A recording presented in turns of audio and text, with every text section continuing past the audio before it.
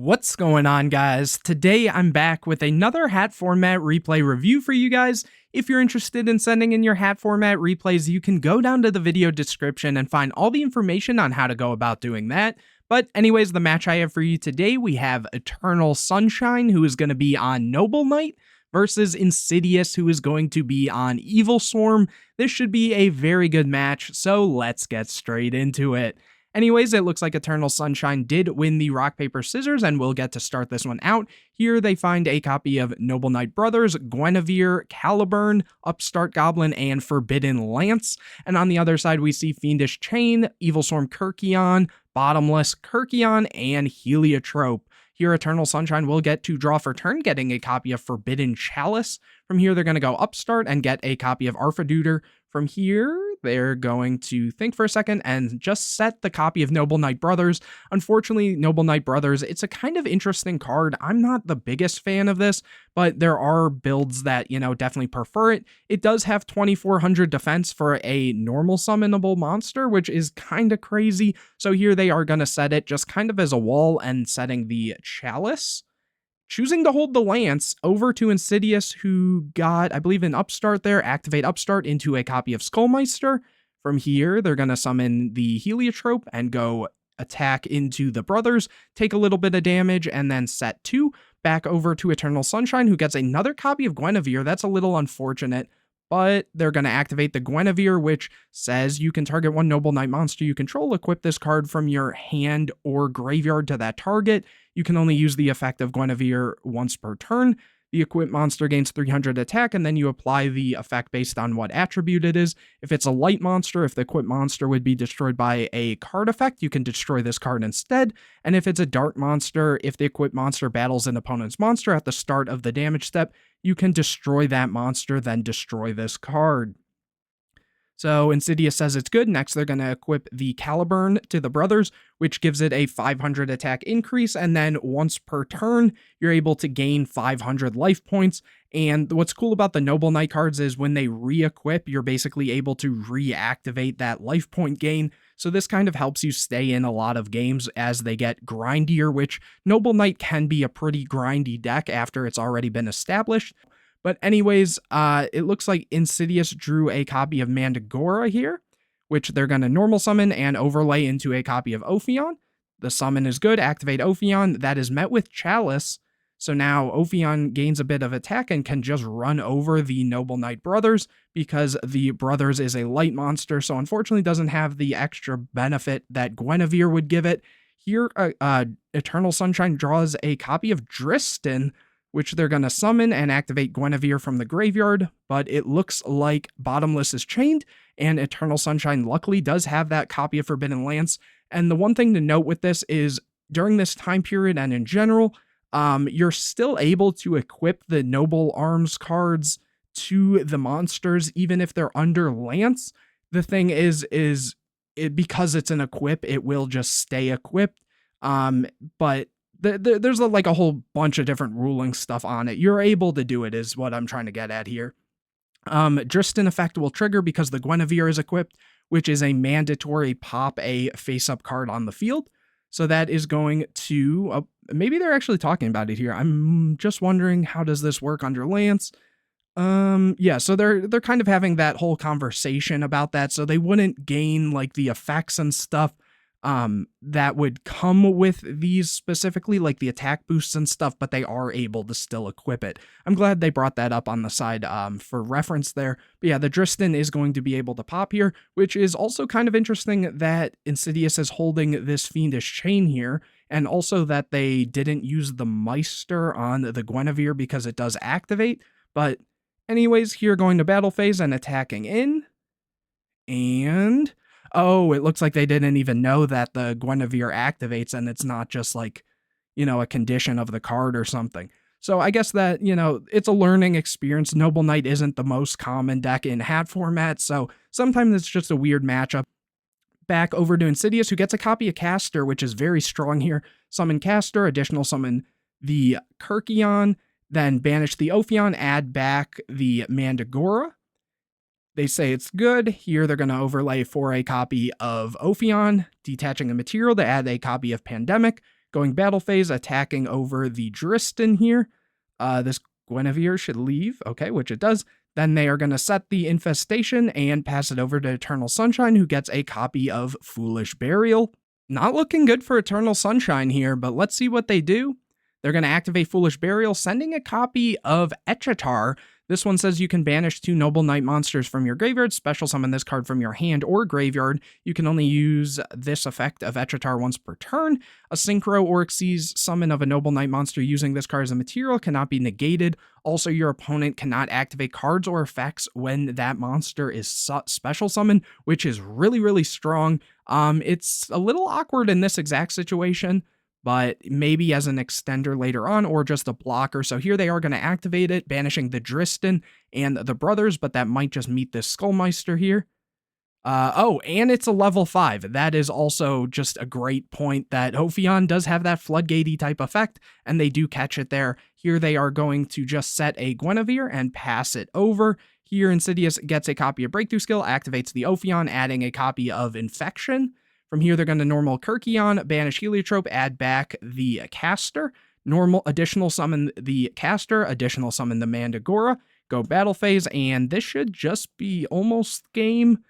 There's not a whole lot of draws Eternal Sunshine can get to get them out of this, honestly. Maybe like Madrat, but even then.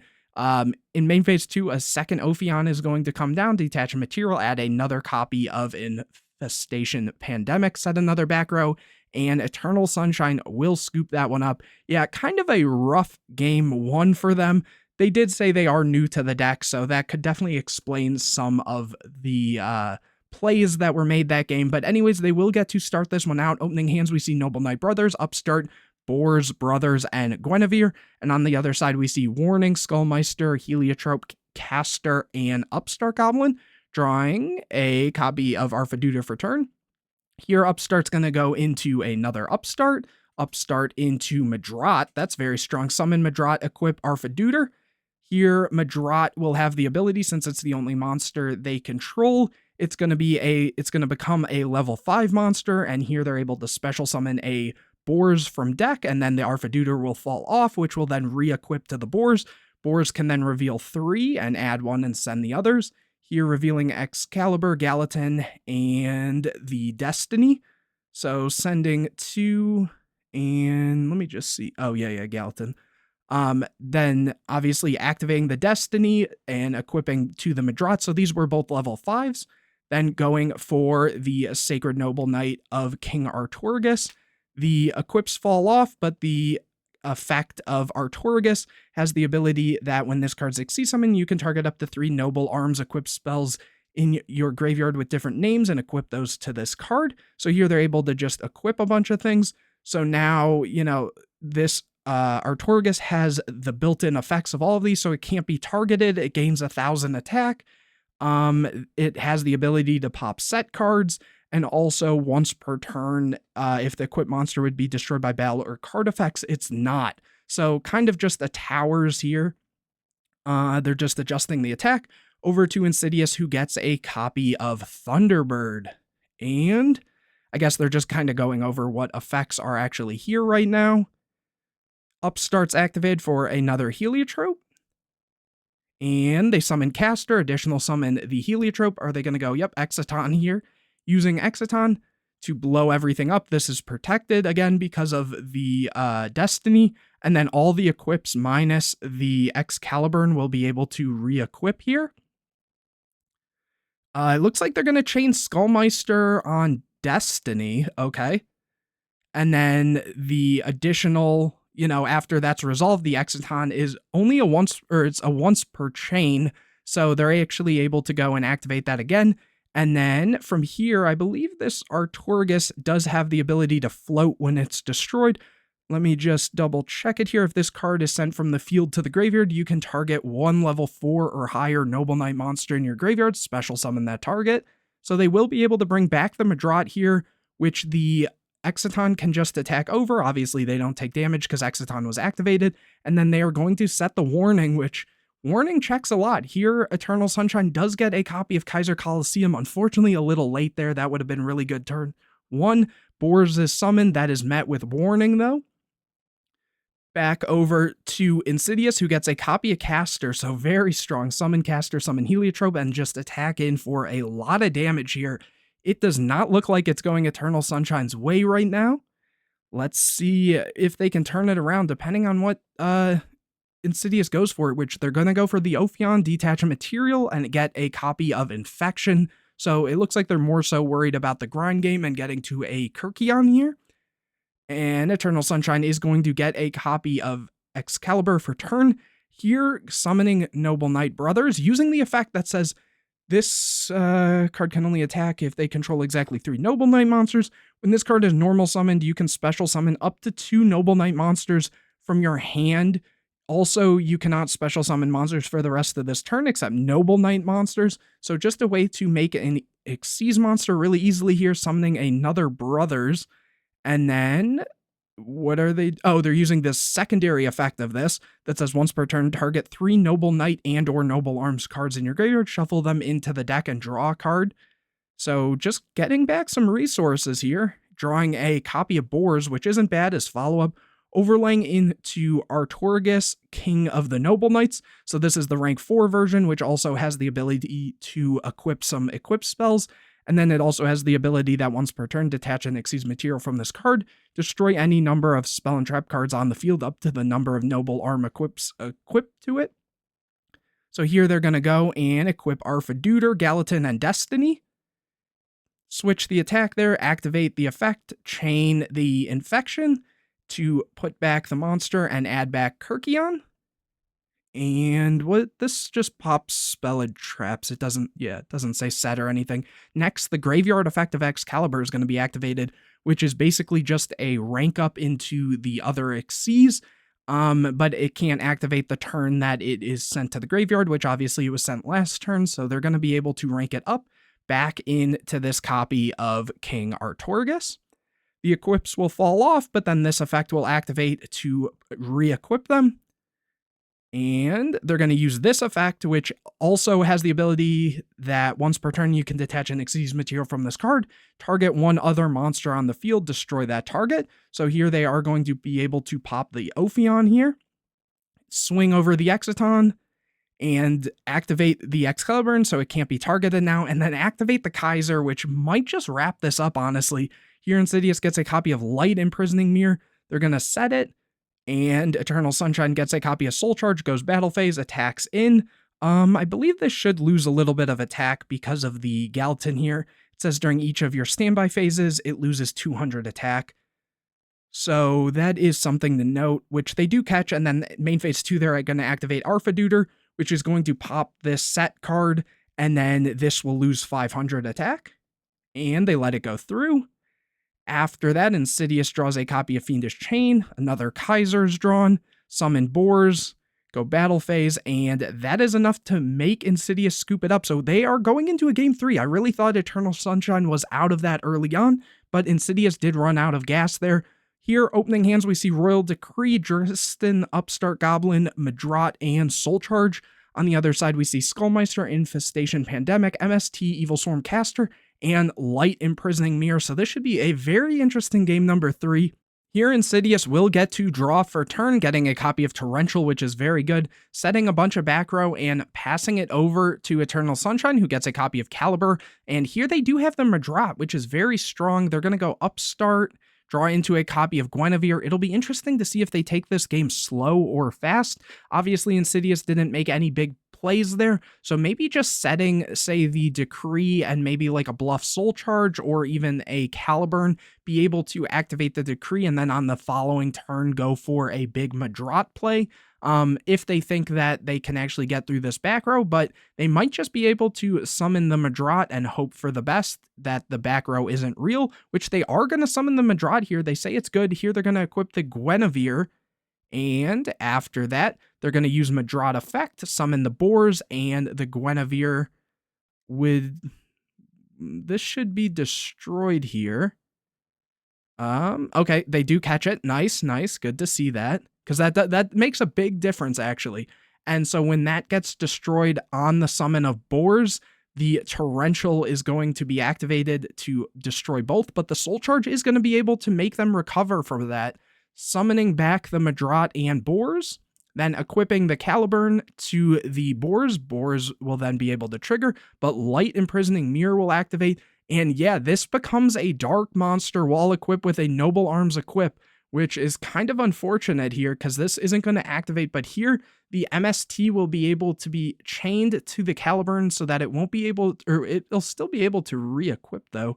So I don't know how this works. So MST pops and he becomes a light. Yes, but the dark effect was activated as a dark. And so they're just going to go back on some rulings and try to figure that out. That is a bit of a weird thing. Here, a lot of people are coming in to probably figure that one out. So does Light Imprisoning negate the Boars? Yeah, that works. Okay, so they are not going to be able to use the Boars here because the MST is going to destroy the Caliburn, which then the Light Mirror is triggered, so this goes back to being a light monster, and it's also just not equipped anymore, so kind of a weird ruling there. Oh, well, maybe not. Wait, okay, no, it looks like they're saying it is going to be a dark, so...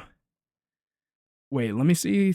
Think on Caliburn, and yeah, Kelly on Boars. So he becomes dark, level 5, yeah, but can't use this effect again this turn, correct. Okay, so... Yeah, after all that craziness, so while it won't get the effect that activated there, the Caliburn still is able to re-equip, so re-equipping to the Boars, so now this is a dark again, because that's just part of the condition of being equipped with a Noble Arms card, but obviously they've already attempted to use the effect, and it is a once per turn, I believe, on that. During the, yeah, you can only use it once per turn, so they aren't able to activate that part of the effect this turn, but now it is a dark, so on the following turn, they would be able to activate that. So just something to keep in mind there, and also because this is now a level 5, they're not able to go for an Xyz play there, and I think the Xyz is also a light, so it probably was best to still equip this regardless. Also, I don't know if they use the effect to gain life points here with the Caliburn, which they definitely should if not. Speaking of which, there they go and do that, setting the copy of Decree, which again is very strong, especially to turn off this Light Imprisoning Mirror. Here, Insidious will get a copy of Warning. Again, very unfortunate there. Caster is going to be drawn and just swing over the Madolche. Set to back row here during the end phase. The Decree is activated. Here, Eternal Sunshine draws into a Madolche, activates Boars, revealing Destiny, Gallatin, and Excalibur. And they get the copy of Destiny, sending the other two to the graveyard. Normal summon Madolche. Here at Caliburn will be able to gain some life. Guinevere equipped to Madolche. Then from here, oh, it looks like Insidious just scoops it up. Yeah, a little overpowered there. Once the Noble Knight deck starts going, it can be really hard to deal with just because of all the built-in abilities of the Noble Arms cards. So it, again, just a really cool deck, tons of effects going on. But anyways, hopefully you guys enjoyed this video. If you did, make sure to leave a like on it, comment any questions or videos you want to see in the future, subscribe to the channel, hit the bell to get notified anytime I put a new video out, share this video with your friends, and make sure you go down to the video description to find out how you can send in your hat format replays. But anyways, guys, I will see you in the next video.